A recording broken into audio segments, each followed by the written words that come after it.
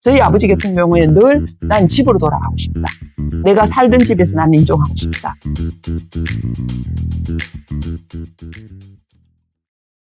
예, 오늘은 집에서 존엄하게 죽는 방법에 대해서 제가 말씀드리려고 합니다. 우리 어른들은, 우리 선조들은 자기가 살던 집에서, 자기가 자던 방에서, 가족들이 보는 앞에서 자는 듯이 죽는 것이 가장 좋은 임종이라고 말씀하셨습니다. 또한 바깥에서 돌아가셨을 때는 객사라고 해서 보통 집 안으로 시신을 옮기지 않는 경우에도 많이 있었습니다. 그래서 우선 가족들이 집에서 임종을 시키려고 하면 마음의 준비가 가장 필요합니다.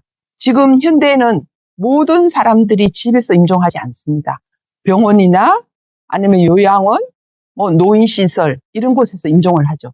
그렇지만 가장 좋은 방법은 본인이 살던 집에서 임종하는 것입니다. 우선 가족들의 동의가 있어야 되겠죠. 왜냐하면 가족이 부모님을 집에서 임종하려면 적어도 우리가 어떻게 모실 건지, 주 간병인은 누구이며 또 주 간병인 혼자서는 환자를 돌볼 수가 없습니다. 예를 들어서 아버지인 경우에는 어머니가 주 간병인이 된다 하더라도 자식들이 시간을 내서 그 역할 분담을 해야 되는 거죠. 그래서 그렇게 준비가 되지 않으면 환자를 집에서 임종을 시킬 수가 없습니다. 가장 중요한 것은 가족들의 용기와 결단이 필요합니다. 그리고 가족들이 내 부모는 내가 집에서 임종을 시키겠다. 그래서 아주 가족들이 함께 모여서 서로의 역할 분담을 배치하고 또 주말은 누가 지킬 거며 또 어떤 부분, 장남은 어떤 부분에 부모님을 도와줄 것이며 딸은 어떤 부분을 도와줄 것이며 이런 어떤 역할 부담이 정확하게 돼야 됩니다. 그리고 주 간병인이 지치면 결국 환자는 돌볼 수가 없거든요. 그래서 가족 구성원이 시간을 이렇게 짜는 것이 가장 중요합니다. 예를 들어서 제가 저희 아버지와 어머니를 다 집에서 임종시켜드렸습니다. 아버지가 위암 말기였는데 어머니가 주 간병인이었죠. 왜냐하면 어머니가 평생 아버지랑 같이 사셨기 때문에 물론 아버지가 말기를 한다 하더라도 당신 거동도 하시고 이렇게 했지만 그래도 24시간 환자가 붙어 있어야 되잖아요, 환자에게. 그래서 어머니가 그렇게 하시고 저희는 딸 둘, 아들 며느리.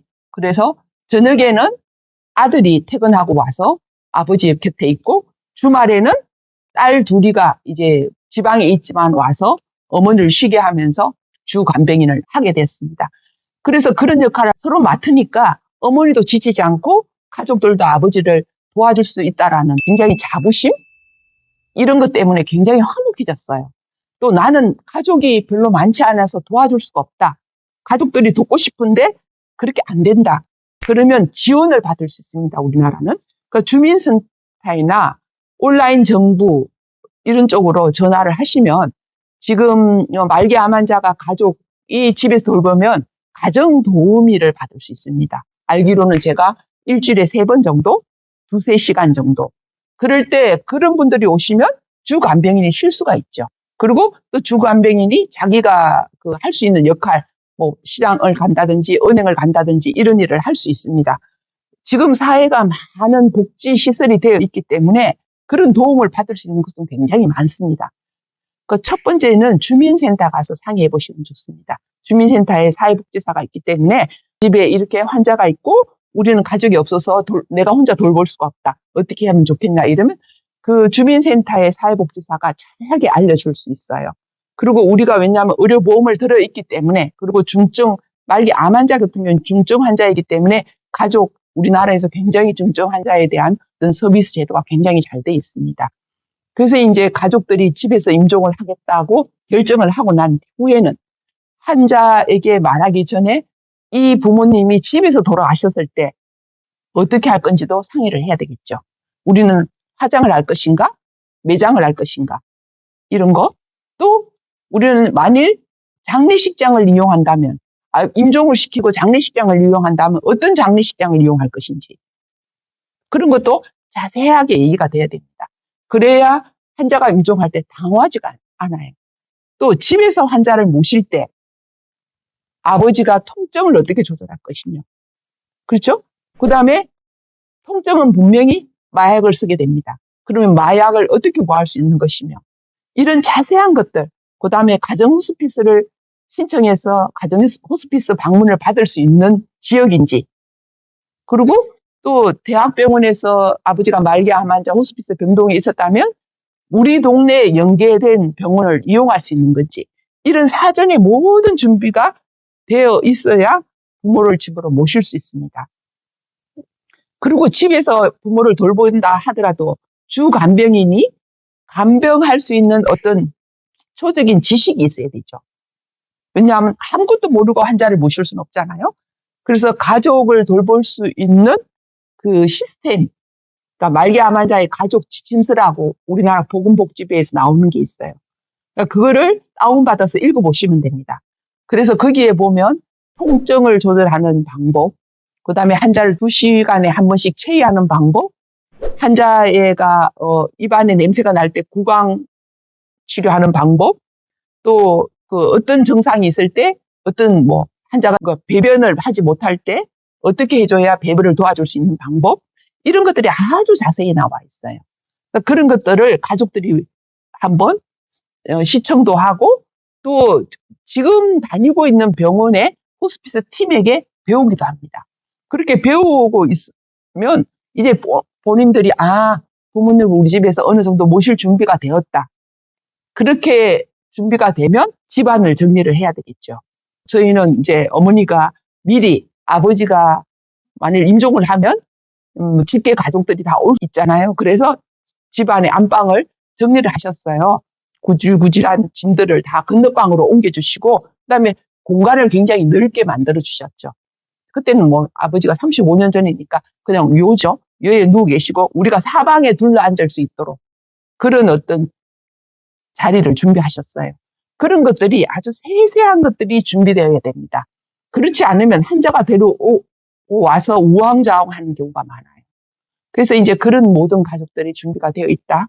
그러면 병원의 호스피스 팀에게 저희는 아버지를 임종을 시키려면 저희 집에서 임종하겠습니다. 그렇게 말씀드렸어요. 그래서 대학병원에서 집으로 임종할 때 어떤 도움을 받을 수 있는지 호스피스 팀에게 이제 상의를 하는 거죠.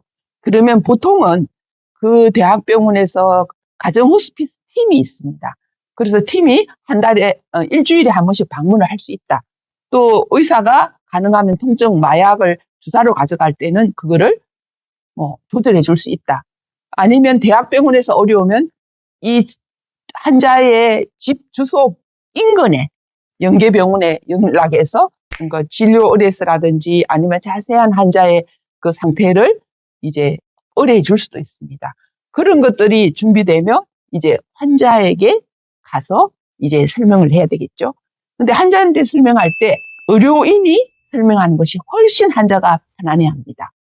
그래서 의료인이 환자분 이제 여기 계시는 것보다 집에, 보통 환자들은 집에 가고 싶어 하거든요. 내가 살던 집으로 돌아가는 게 꿈이에요. 그래서 집에서 가족들이 환자분을 돌보려고 결정했습니다. 대신 우리도 자주 방문합니다.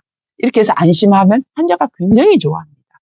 저희 아버지 같은 경우에 늘 난 집으로 돌아가고 싶다. 내가 살던 집에서 난 임종하고 싶다. 그래서 계속 집으로 데리고 가라고 이렇게 설명을 하셨어요. 근데 가족들이 그게 엄두가 안 나니까 자꾸 미루다가 제가 이제 내려가서 그때 저는 병원에서 이제 그 외과 병동에서 수간호사를 하고 있었을 때입니다. 그때 제가 내려가서 주치의가 상의하고 또 가족들한테 이렇게 돌볼 수 있다 우리가. 그래서 아버지를 모시고 집으로 왔죠. 그래서 집으로 오면 환자가 첫째 가장 편안해합니다. 왜냐하면 자기가 살고 있던 방이잖아요.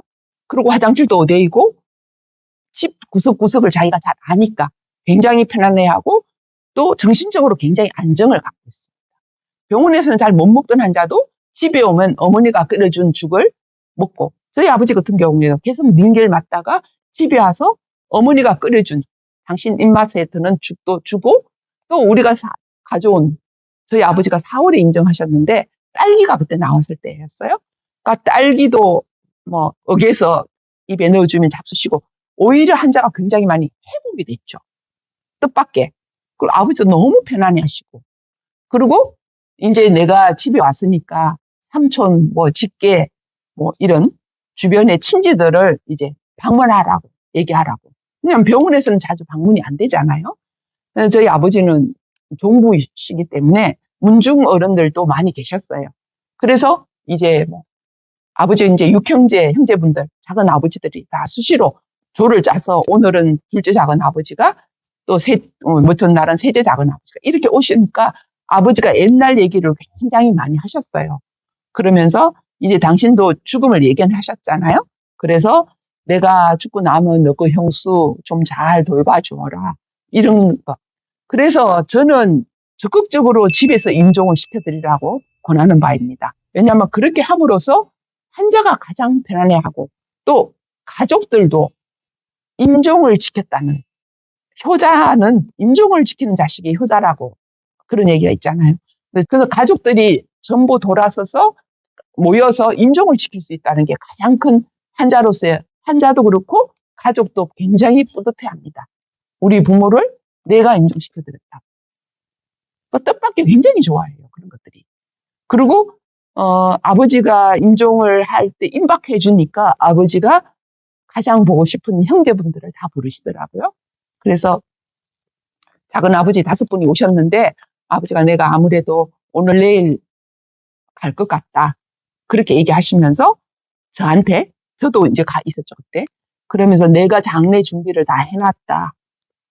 그러면서 동네 인쇄소에 가서 부고장을 다 미리 부탁을 해놓으셨더라고, 200장. 그런 이렇게 세세한 것들을 당신이 준비한 것 다 얘기하시고 또 종이에 전화번호를 다 적어 놓으신 거예요. 이 사람한테 전화하면 이 사람도 누구한테 전화한다. 이래서 저희 아버지의 그 가까운 친구분들은 잘 모르잖아요. 근데 그런 것들이 다 준비돼 있었어요. 그래서 저는 아버지 장례 치르면서 굉장히 쉽게 장례를 치렀습니다. 그리고 아버지가 오늘 내일 한다 이러시기에 내가 바로 신부님한테 연락을 해서 신부님이 오셨죠. 오셔서 그때는 아버지가 의식이 있었으니까 아버지 신부님 오셔서 기도 받으시고 성체영 하시고 그렇게 아주 편안하게. 그리고 아버지는 그 다음날 이제 저희 품안에서 돌아가셨습니다. 그래서 저는 아버지를 임종시키고 난 뒤에는 우리 가족들이 슬프다기보다는 너무 행복했어요. 아버지가 당신이 살던 방에서 우리 가족, 자녀들, 그다음에 손녀, 그다음에 사위들, 며느리들 다 보는 데서 작은 아버지들. 그래서 저는 가능하면 자기가 살던 곳에서 임종을 하면 좋겠다 이런 생각을 합니다. 그래서 여러분한테 적극적으로 제가 권해봅니다. 존엄한 죽음을 위한 첫 번째 조건, 바로 치매에 걸리지 않아야 합니다. 뉴스레터를 신청하신 분께 치매와 헤어질 결심 전자책을 무료로 보내드립니다. 전자책 신청은 댓글창을 확인해 주세요.